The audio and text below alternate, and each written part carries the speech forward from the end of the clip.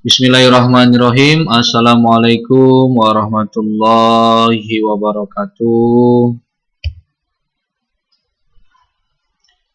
Salam guru hebat, salam siswa hebat, salam siswa tetap berprestasi dengan pembelajaran jarak jauh. Kita mulai pembelajaran hari ini dengan membaca basmalah. Bismillahirrahmanirrahim. Hari ini kita masuk dalam pembelajaran yang kelima, masih dalam subtema yang pertama.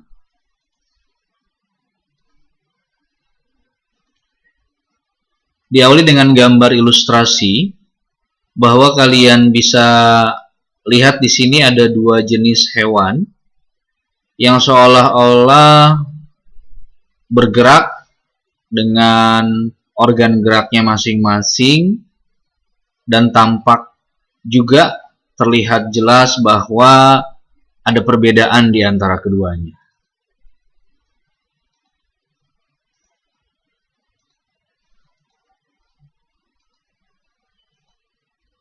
Nah, ternyata hewan kelinci dan siput pada gambar yang tadi memiliki pergerakan yang berbeda. Bahwa kelinci bisa bergerak dengan lincah, berlari, bahkan meloncat.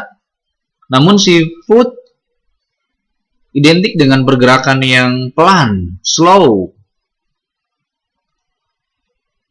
Mengapa bisa begitu?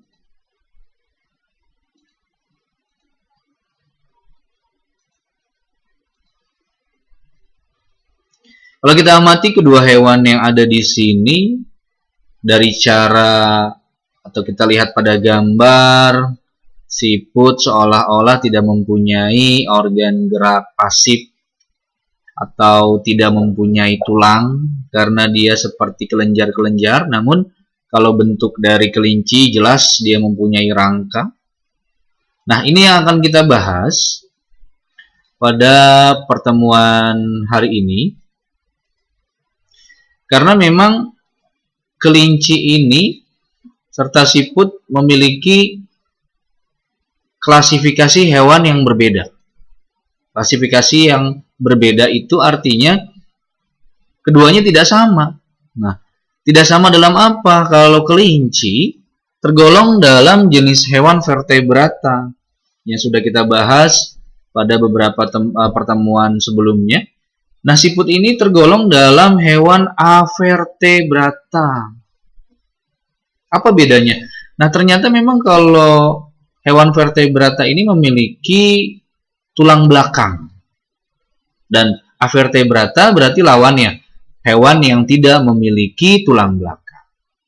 Apalagi perbedaan antara keduanya?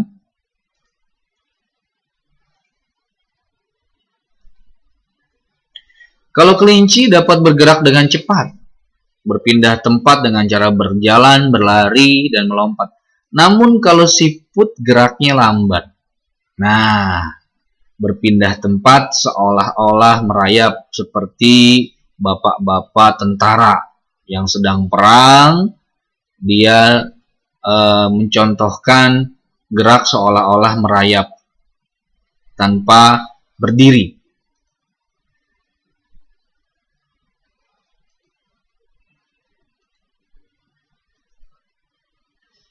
Siput merupakan hewan avertebrata yang tidak memiliki tulang belakang. Nah, ciri-cirinya, susunan sarafnya berada pada bagian perut, memiliki rangka luar sebagai pelindung, otak tidak dilindungi oleh rangka. Contohnya selain siput, ada serangga, cacing, ubur-ubur, cumi-cumi, dan lainnya. Hewan-hewan tersebut atau hewan-hewan ini ternyata memang bukan tergolong sebagai hewan vertebrata, namun lawannya yaitu hewan avertebrata.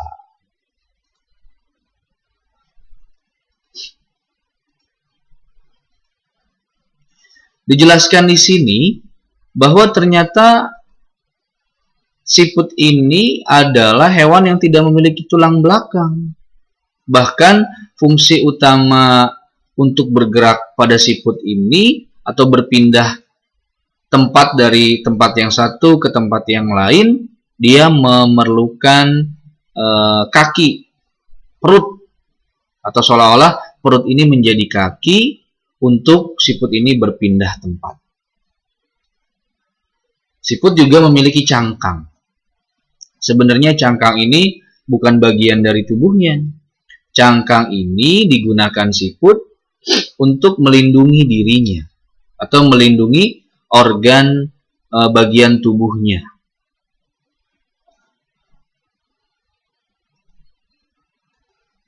Ada lagi yang kedua adalah kupu-kupu. Nama organ gerak dari kupu-kupu tentu saja adalah sayap. Nah, karena kupu-kupu tergolong dalam serangga, maka ternyata kupu-kupu pun tidak memiliki tulang belakang. Jadi kupu-kupu juga tergolong dalam hewan avertebrata.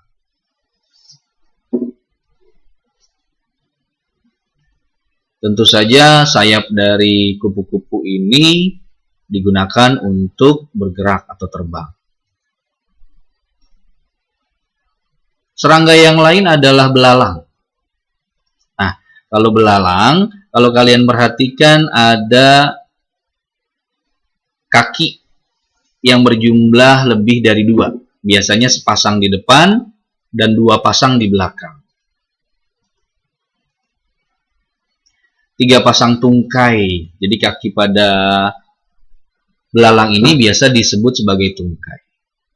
Dan memiliki 2 sayap, yang sebelah kanan dan sebelah kiri. Selain bisa meloncat dengan tinggi, kaki-kaki belalang ini dilengkapi dengan duri-duri yang dapat mengeratkan dirinya jika dia hinggap di batang pohon atau batang pepohonan. Serangga belalang ini memang banyak jenisnya, dan di beberapa negara, bahkan di daerah Indonesia pun, belalang ini bisa menjadi santapan atau makanan yang memiliki protein tinggi. Jadi tungkai belakang terlihatnya memang lebih panjang, dia untuk melontarkan dirinya atau melompat. Nah, pada saat mendarat, tungkai yang depan ini yang digunakan untuk menyeimbangkan agar tidak tergelincir.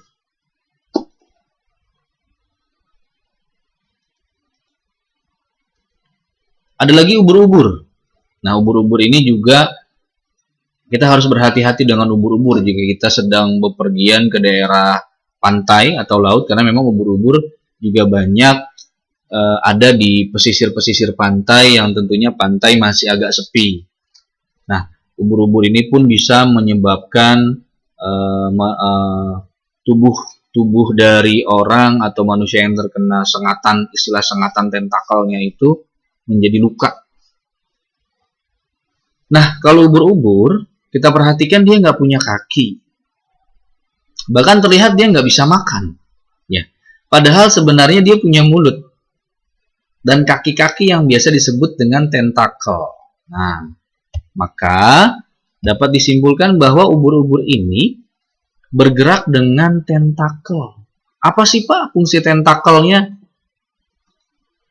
Dari ubur-ubur, nah, ubur-ubur mempunyai bentuk yang beragam dan sebenarnya indah, karena seolah-olah ubur-ubur ini bisa menyala atau bersinar.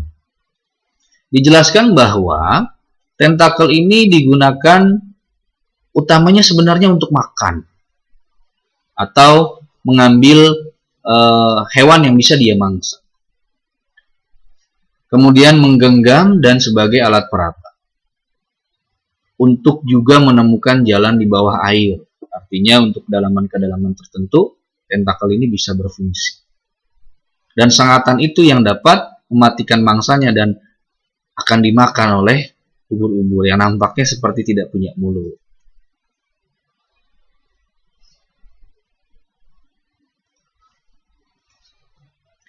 Kalau kita perhatikan gambar-gambar yang telah Pak Jul sajikan tadi, bermacam-macam.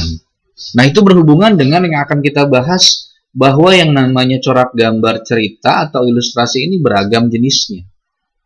Nanti kita akan bahas, ternyata ada 4 jenis. Yang pertama adalah realis. Realis, real, nyata. Berarti gambar yang dibuat dengan atau sesuai dengan keadaan aslinya, baik bentuk, ukuran, dan tata letak. Namun, biasa gambar realis ini atau corak gambar realis ini menggunakan skala. Kalau di buku pegangan kalian, ada contoh lukisan kapal dilanda badai, karya Raden Saleh. Nah, ini contohnya dari gambar realis yang tadi sudah disebutkan. Seolah-olah ada gelombang di laut yang menerjang beberapa kapal pinisi atau kapal layar. Seolah-olah sangat nyata seperti keadaan aslinya dibumbungi dengan awan hitam.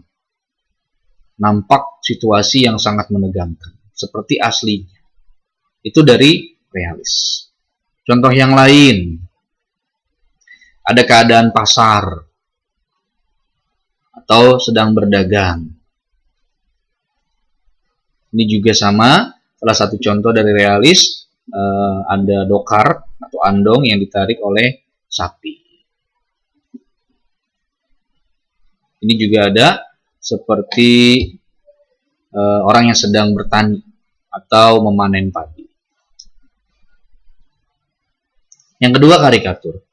Sebenarnya kalian pasti pernah dan sering melihat gambar atau corak gambar karikatur.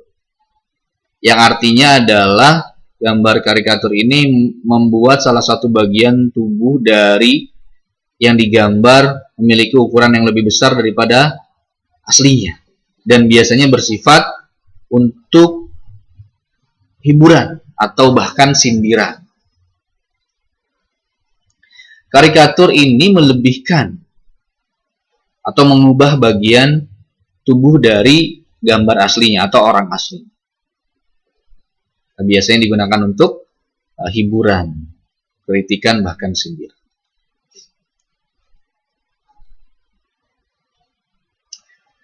Ini bagian kepala yang dibuat lebih besar. Tentu saja persuasif, nggak butuh narkoba, main bass aja. Ada contoh lain dari karikatur di sini. Kalau kalian lihat raja atau istilahnya raja dangdut, Bang Rhoma Irama. Bagian kepalanya dibuat agak besar karena memang waktu itu isunya bahwa Bang Haji Rhoma Irama ini ingin menyalonkan diri pada Pilpres 2014. Ini Bapak Presiden kita di periode yang kedua pada saat menjadi Gubernur DKI Jakarta. Bersifat sindiran. Nah, itu adalah contoh dari karikatur. Corak gambar ilustrasi yang ketiga adalah kartun. Kartun ini juga biasanya bersifat hiburan dan dia bersifat imajinasi. Imajinasi biasanya bisa berupa binatang atau manusia. Dan ini paling banyak tayang di televisi dan kalian pun pasti tahu. Contohnya adalah sebuah gambar berikut yang memang tergolong dalam contoh kartun. Nah, yang tidak asing kalian perhatikan di sini ada Ismail bin Mail. Ini juga contoh dari kartun. Kemudian ada tayangan kartun juga Sopo Jarwo. Ini juga bagian dari kartun. Nah, ini kartun yang cukup lama. Doraemon, ada tokoh Nobita dan Shizuka di sini. Itu adalah contoh-contoh dari corak gambar kartun. Yang terakhir ada dekoratif. Dekoratif ini sebenarnya gambar yang dibuat dengan mengubah objek aslinya, tapi tidak menghilangkan ciri khasnya. Air terjun, hutan, namun dibuat lebih indah biasanya dengan perpaduan warna yang lebih menarik. Ini contoh dari dekoratif bahwa memang ada gambar-gambar yang dibuat dengan mirip seperti aslinya, namun pewarnaannya yang divariasikan. Contoh-contoh dari dekoratif. Ini juga yang mengambil atau mengusung dari pewayangan. Nah, sekarang kita masuk ke pembelajaran yang ke-6. Di pembelajaran yang ke-6 ini tidak terlalu banyak yang kita bahas. Yang pertama adalah, kalau kalian perhatikan, masih ingat kandang kelinci, bahwa ini bisa kalian simpulkan apakah ini tergolong gambar realis, atau karikatur, atau mungkin kartun, bahkan dekoratif. Ayo, coba kalian simpulkan. Setelah tadi kita belajar tentang macam-macam corak gambar ilustrasi. Dari gambar di sini pun kalau kita ingat kita bisa membuat paragraf atau karangan dari gambar ilustrasi yang nampak. Tentu saja kita harus menyayangi. Kalau misalkan kandangnya kotor harus kita bersihkan. Itu karena bagian dari upaya kita menjaga hewan peliharaan kita. Apakah anak-anak Pajul kelas 5 SDN Kembangan Utara 09 pagi ada yang punya peliharaan? Tentu saja harus kita sayangi. Salah satu caranya bukan hanya mengelus-elus atau bilang sayang, tapi kita harus fasilitasi kandang. Kalau sudah kita fasilitasi, harus kita bersihkan agar hewan tersebut sehat. Itu salah satu bentuk dari menyayangi hewan peliharaan.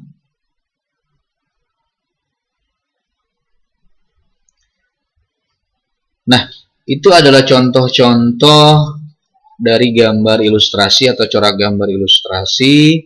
Di sini juga ada contoh kalian buat contoh hewan vertebrata menggunakan plastisin lebih mudah. Nanti juga ada dalam cakupan latihan keterampilan yang kalian harus buat. Kalian harus persiapkan plastisin. Plastisin saja biar mudah. Ini gambar kelinci atau hewan kelinci. Atau kalian juga boleh memilih hewan avertebrata ya. Avertebrata maksudnya. Avertebrata berupa siput contohnya, nanti kalian bisa pilih. Kalian intinya membuat salah satu saja. Boleh dari hewan vertebrata atau hewan avertebrata dengan menggunakan plastisin.